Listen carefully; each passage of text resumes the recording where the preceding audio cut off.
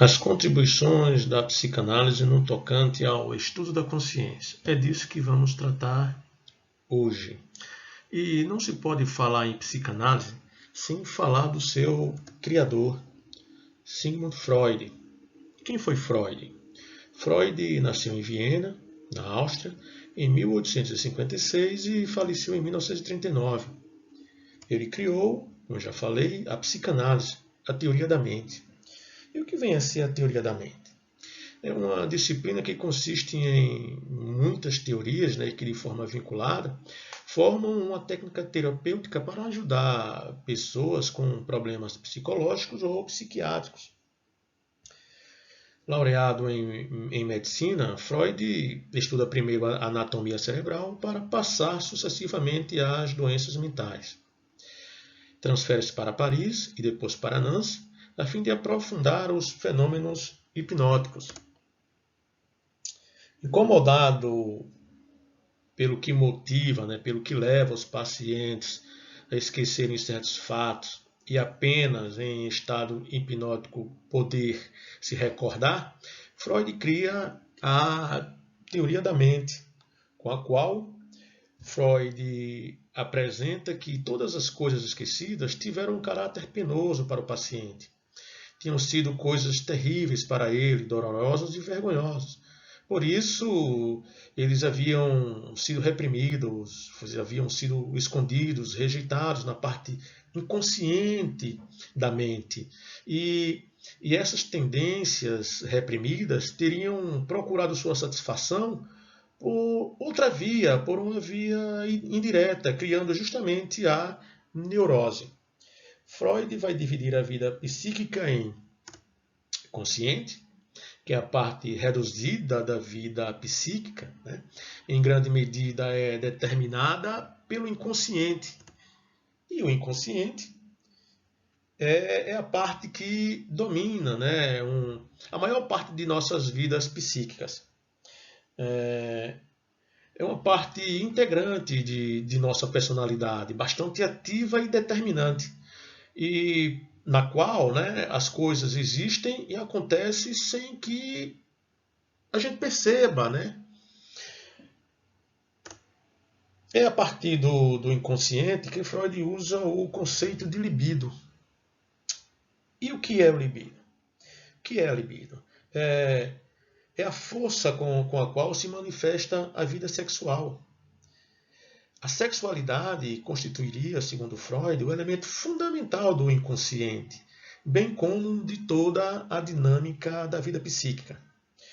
Freud ele enfatiza a existência de atividade sexual já nas crianças. Ele investiga a sexualidade infantil e precisa a ideia fundamental de complexo de Édipo. As vivências e traumas sexuais infantis é de suma importância no comportamento da vida adulta.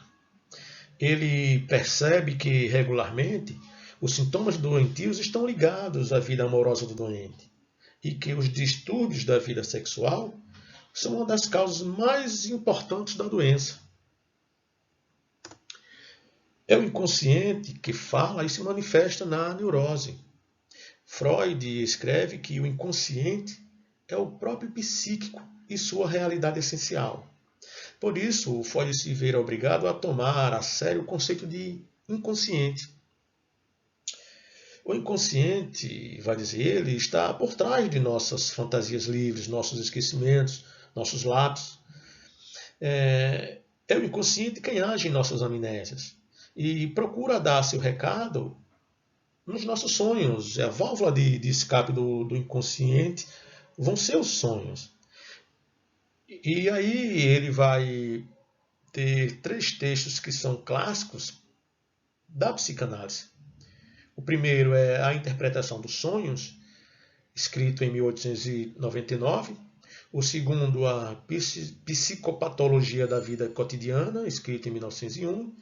E, por último, A Piada e Suas Relações com o Inconsciente, escrito em 1905. Lapsos, esquecimentos, piadas, sonhos e neuroses levam Freud para dentro do inconsciente. A teoria psicanalítica, o desenvolvimento das técnicas terapêuticas. Essa teoria é uma teoria, né, aplicada aos fenômenos artísticos, à moral e à religião, à educação e à civilização, e que vai oferecer uma ideia de aparato psíquico. E Freud, ele vai estruturar o aparato psíquico da seguinte maneira: em id, que ele vai dizer que é a instância mais antiga do inconsciente e da mente, da psique, ou seja, é o inconsciente. Está presente desde o nascimento. É nessa parte que dominam as pulsões, isto é, os impulsos corporais e os desejos inconscientes mais primitivos e instintivos, basicamente relacionados à libido, ao desejo. E o que vem a ser as pulsões? As pulsões, né, é o conjunto dos impulsos inconscientes da libido. É a fonte de energia biológico-sexual. É o inconsciente amoral e egoísta.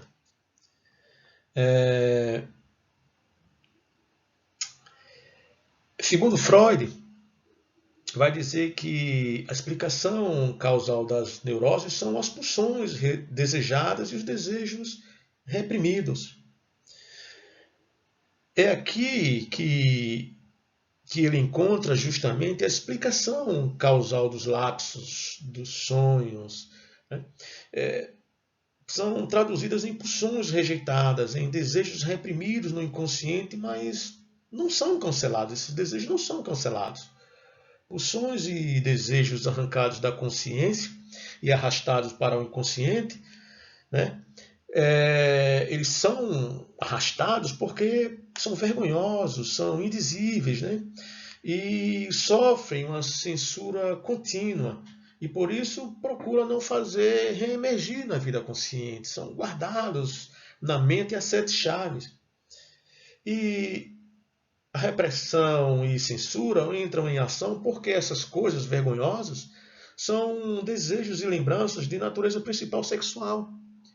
E, portanto, devem ser cancelados. A segunda estrutura do aparato psíquico é o superego. É a sede da consciência moral e do senso de culpa. É outra instância do inconsciente, porém, essa parte se forma no processo de socialização da criança, principalmente a partir da interação com os pais, né, e dos nãos recebidos, né, ou de forma explícita ou de forma implícita durante toda a infância. O superego, ele vai reprimir os impulsos inaceitáveis do id, ou seja, ele vai censurar e controlar os impulsos instintivos. Como? Através do conjunto de regras de conduta que a criança absorve a partir do seu meio social e vai constituindo assim um núcleo de forças inconscientes, né? Que é o que chamamos de superego. O superego vai se expressar na consciência moral e vai relacionar-se com o eu ideal, com o ego ideal, com o eu perfeito, com o eu que eu quero ser, que eu almejo ser, em contrapartida, em oposição ao id, que quer extravasar. O superego ele vai nascer como interiorização da autoridade familiar e se desenvolve sucessivamente como interiorização de ideias, de valores morais, de modos de comportamento propostos pela sociedade, e por aí vai, né? E isso depois ele é transferido, né, para outras autoridades, como os educadores, os professores, né, os modelos ideais propostos pelas propagandas, pelas mídias sociais. O,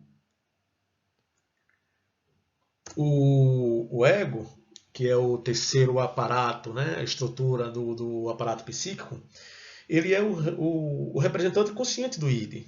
É a instância consciente e pré-consciente do aparelho psíquico. É o eu consciente. É o eu que interage com o mundo externo. Ele, como ele é orientado, como ele interage com o mundo externo, ele é regido pelo princípio de realidade. Assim, o ego precisa lidar não apenas com as dificuldades da vida cotidiana, mas também resolver de maneira realista os conflitos entre seus desejos internos, né, as necessidades de prazer imediato do id, né, de prazeres ferozes, de prazeres amorais e imorais, né, e seu senso moral, né, o superego. Há no ego essa constante briga entre o querer fazer e o não fazer porque não é moral, não é correto, entre aspas aí. O ego, na verdade, é o sensor representado pelo princípio da realidade. Ele vai forçar os impulsos egoístas e agressivos e autodestrutivos a se encaminharem por outras vias. E ele vai encaminhar esses desejos incontroláveis, né? Ele vai desviar justamente para a produção artística, para o conhecimento, para a ciência, né? Para os caminhos da civilização. Entretanto, diante dessas repressões, né, do princípio da realidade, o instinto ele não vai hesitar, ele não vai se dar de algum modo por vencido. E ele vai procurar outras saídas para a sua satisfação, para satisfazer aquela vontade do id que é bloqueado pelo superego e pelo ego. E o que é que ele vai fazer? Ele não conseguindo se sublimar, né, em obras de arte, em conhecimentos científicos, em realizações tecnológicas, educativas ou humanitárias, o que é que ele vai fazer? Ele vai buscar, né, ele vai se desviar, ele vai substituir esses impulsos instintivos em. Ele vai transformar isso aí em neurose. Portanto, o ego, ele é aquela parte, é aquela estrutura que vai receber pressões ao mesmo tempo do id e do superego.